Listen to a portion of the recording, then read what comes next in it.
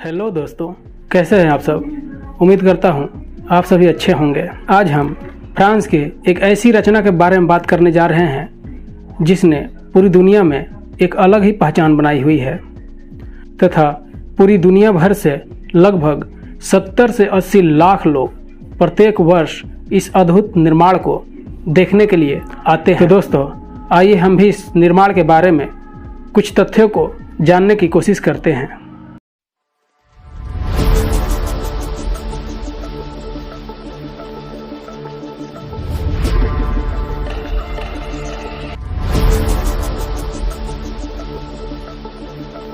अब तक दुनिया में बहुत सारी रचनाएं हुई हैं, बहुत सारे निर्माण हुए हैं, लेकिन कुछ निर्माण और रचनाएं ऐसी भी हुई हैं जो दुनिया के लोगों को अपनी ओर आकर्षित करती है तथा जिन्हें विश्व धरोहर के रूप में बचाकर रखा गया है।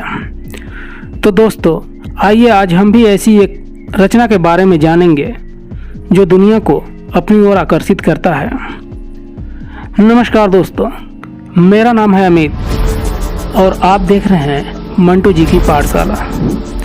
यदि वीडियो पसंद आए तो लाइक करें, अपने दोस्तों के साथ शेयर करें और हो सके तो चैनल को सब्सक्राइब कर लें।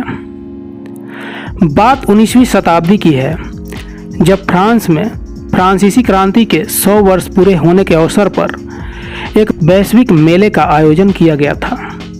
आपको जानकारी के लिए बता दूं कि फ्रांसीसी क्रांति की शुरुआत एक निरंकुश शासक के खिलाफ सन 1789 में शुरू हुआ था और यह 1799 तक चला था। खैर, इस पर हम कभी बाद में चर्चा करेंगे। फ्रांस में वैश्विक मेले का आयोजन को लेकर लोगों में काफ़ी उत्साह था। मेले का केंद्र फ्रांस का पेरिस शहर था, जो कि फ्रांस की राजधानी भी है। लेकिन इस महान उत्सव की शुरुआत होने से पहले फ्रांस के तत्कालीन सरकार ने एक प्रस्ताव रखे। सरकार चाहती थी कि मेले के प्रवेश द्वार के रूप में एक विशाल टावर का निर्माण किया जाए, जिससे वह लोगों का आकर्षण का केंद्र बने। साथ ही सरकार ने इसके लिए 3 शर्तें भी रखी, जिसमें पहली शर्त यह थी कि टावर लोहे का बनना होना चाहिए। दूसरी शर्त यह थी कि टावर की ऊंचाई कम से कम 300 मीटर होना अनिवार्य है और तीसरी शर्त यह थी कि टावर के चारों मुख्य स्तंभों के बीच की दूरी 125 मीटर होनी चाहिए। प्रस्ताव दिलचस्प था। फिर क्या था, फ्रांस में जैसे टावर निर्माण के लिए फ्रांस के इंजीनियरों में होड़ लग गई। 107 इंजीनियरों ने अपना अपना डिजाइन सरकार को पेश किए। सभी डिजाइन्स देखने के बाद एक डिजाइन को चुन लिया गया, जिसे अलेक्जेंडर गुस्ताव एफिल नामक इंजीनियर ने डिजाइन किया था। आपके जानकारी के लिए बता दूं कि गुस्ताव एफिल फ्रांस के एक महान और प्रसिद्ध इंजीनियर थे। स्टैचू ऑफ लिबर्टी के आंतरिक हिस्सों का डिजाइन भी गुस्ताव एफिल ने ही किया था। डिजाइन पर मुहर लगने के बाद टावर निर्माण के लिए बजट बनाया गया और फिर गुस्ताव एफिल एवं उनके कंपनी द्वारा टावर का निर्माण कार्य 26 जनवरी सन 1887 को सैम्प दे मार्स में सीन नदी के किनारे शुरू किया गया, जो कि फ्रांस की राजधानी पेरिस में अवस्थित है। इस टावर के निर्माण में करीब 300 मजदूरों और 75 इंजीनियरों ने दिन रात लगातार काम किया और लगभग 2 साल 2 महीने और 5 दिनों की कड़ी मेहनत के बाद यह टावर बनकर तैयार हुआ, जिसका उद्घाटन 31 मार्च सन 1889 में किया गया। लोगों ने जैसी कल्पना की थी, यह टावर उससे कहीं अधिक सुंदर और मोहक बनने के बाद दिख रहा था। चूँकि इस टावर को अलेक्जेंडर गुस्ताव एफिल ने डिजाइन दिया था तथा इसे निर्माण भी करवाया था, इस कारण इस टावर का नाम एफिल टावर रखा गया। एफिल टावर को 6 मई 1889 को लोगों के लिए खोला गया। आगे चलकर यही टावर फ्रांस की पहचान बना। आपको जानकारी के लिए बता दें कि जब एफिल टावर बनकर तैयार हुआ था तो यह दुनिया का सबसे ऊंचा टावर था। एफिल टावर की ऊंचाई लगभग 324 मीटर है, जो 81 मंजिला इमारत के बराबर है। एफिल टावर में 3 मंजिलें हैं। इसकी पहली मंजिल की ऊंचाई 57 से 58 मीटर है तथा इसका क्षेत्रफल लगभग 4200 वर्ग मीटर है। एफिल टावर की पहली मंजिल पर लगभग 3000 लोग एक साथ घूम सकते हैं। एफिल टावर के प्रत्येक मंजिल पर लोहे के मोटे जालीदार तारों से घेराव किया गया है। पेरिस शहर का आनंद लेने के लिए इसके पहली मंजिल पर एक दूरबीन की भी व्यवस्था की गई है। साथ ही पहली मंजिल पर एक रेस्टोरेंट की भी व्यवस्था है, जहां आप स्वादिष्ट व्यंजनों का आनंद ले सकते हैं। वहीं दूसरी मंजिल की ऊंचाई 115 मीटर है तथा इसका क्षेत्रफल 1650 वर्ग मीटर है। एफिल टावर की दूसरी मंजिल पर लगभग 1600 लोग एक साथ घूम सकते हैं।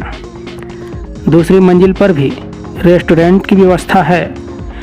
दूसरी मंजिल से शहर का नज़ारा देखते ही बनती है। अब बात करते हैं तीसरी मंजिल की। तीसरी मंजिल की बात करें तो उसकी ऊंचाई लगभग 275 मीटर है तथा इसका क्षेत्रफल लगभग 350 वर्ग मीटर है।